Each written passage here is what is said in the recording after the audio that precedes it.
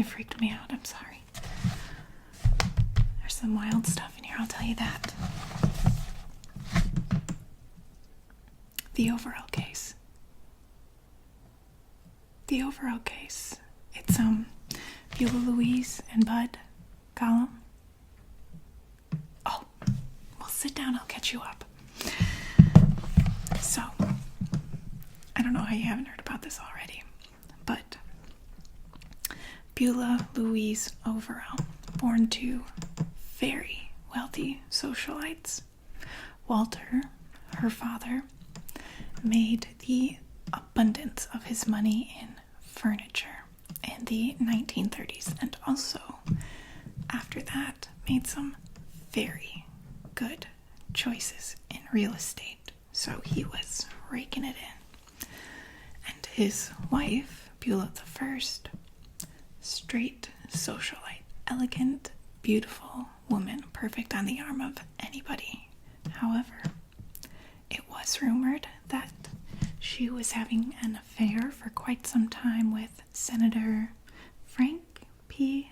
Flint of Flint Ridge. That's right. Mm-hmm. You know, he even named a street after her. I know, very subtle, Frank. Anyway, so she's the only child of these two incredibly wealthy individuals. And by all accounts, Beulah is spoiled rotten. No surprise there, right? And she's used to getting what she wants. Again, who is shocked? But as Beulah Louise heads off to college, at 19, she happens to meet one Bud Gollum. He's 22. He's a World War I vet. She just looks at him like he's the bee's knees. However, these two just, even though they fall in love head over heels for each other right off the bat, her parents, they were hoping, or grooming her at least, to marry a senator's son, not some war veteran. So they don't take quite kindly to Bud, not at all. In fact, they go as far as telling Beulah that if she continues this romance with Bud, that they're gonna cut off her financially and also from the family. So no more money stream coming in.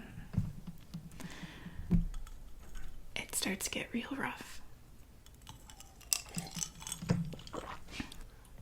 Beulah and Bud completely disregard her parents' wishes, right?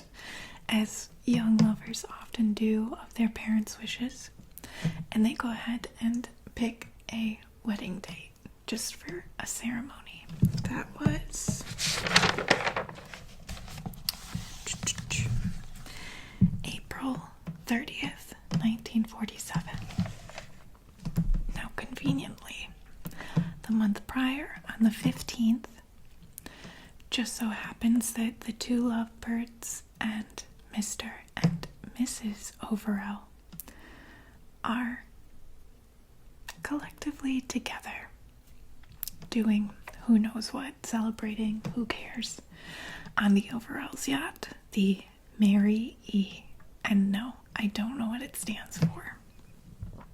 However, obviously, in Newport Beach, they're big shots. People take notice, but by most witness accounts, things seem pretty honky-dory, especially for the fact that Mr. and Mrs. Overell are not big fans of this relationship, clearly. Now, at some point, after a long day of relatively normal relations, I guess, Beulah Louise and Bud decide to take a skiv to shore because they want some midnight snacks. So they get to shore, they go to a nearby but open late restaurant, and right before they get to ordering,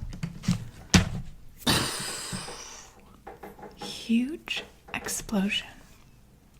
And guess what it is? That's right, the Mary E. Now, by the time that Beulah, Louise, and Bud end up getting back to the scene of the crime, the Coast Guard has already arrived, and he's towing the boat back to shallow waters for an investigation.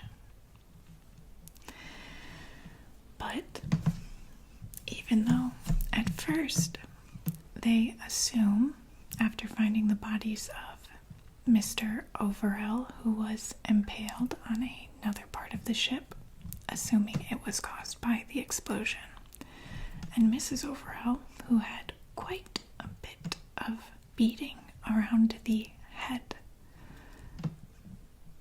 investigators are still okay with believing that it was more than likely a gasoline explosion. Until they find in the engine room a bundle of over 30 sticks of dynamite. I know. So, not only that, because even with dynamite, who knows, accidents do happen, but this one was wrapped and it had a alarm clock trigger on it. So this was a bomb. That's right. It gets even more exciting though. So they also end up discovering a second bundle of dynamite that was located on a different part of the ship. And they came to the conclusion that more than likely whoever planted this first bomb assumed that the blast of the first bomb would detonate the second, but that didn't happen. And that's because the thick wood from the engine room acted almost as a containment or control center for the first blast, leaving much more evidence behind than anyone anticipated, and also prevented the second explosion. So, things are not looking real good for Miss Beulah, Louise, and Bud suddenly. After a bit of time, though, and a coroner's investigation, which they turned up that it is most likely due to the pooling of blood around where Mrs. Overell's body was believed to have fallen, and because of the bludgeoning on her head matched that of a very specific hammer, it's more likely that the Overells were actually killed up to 1 hour before the bomb even detonated. That's right.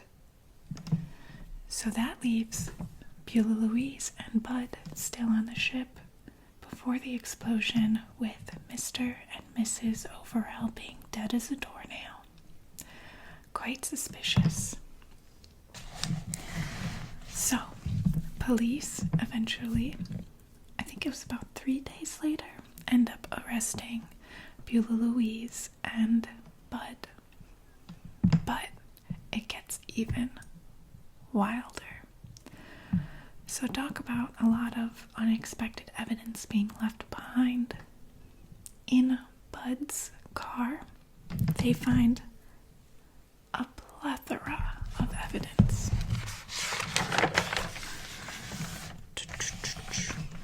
So they find pieces of wire. They find tape that matches the tape used to wrap the dynamite. They find bloody clothes that Bud was seen to be wearing on that very hazardous night. And also a sales receipt for, guess what? Dynamite, bought a few days prior. Now, Bud did sign that receipt, but not with his own name. I know. You can't draw a trail any more clear than this. However, Bud's explanation for this was that Mr. Overell, even though their tumultuous relationship in general, says that Mr. Overell asked him to remove the tree stumps from his yard, asking him to go buy the dynamite for just that purpose. I don't think anybody's gonna buy that. At least I wouldn't with all the other evidence. However, I have heard rumors that somehow the defense for Beulah and Bud is somehow pulling some strings so that the coroner's evidence isn't going to be allowed to be read out in court. So the jury's never going to hear it, which is why they want the two of us to do a little bit of side investigating in case we can find any more very clear-cut evidence for them. The newspapers, though. If we can get anything in this case, the headlines are gonna be wild. Tons of publicity for us. Well, I've been doing a little bit of reading of my own because little Miss Beulah Louise and her sweet beau Bud have been writing over 100 very sultry letters to each other while in police custody. Oh yeah, lots of licking, tickling, suckling, all sorts of things. I can just imagine the headlines now. Sex, murder, money. It's gonna be exciting, so we gotta really dig deep into this one and hopefully we can find something, because those headlines everybody's gonna read. Anyway, that's what I got for this week's case. You got anything new?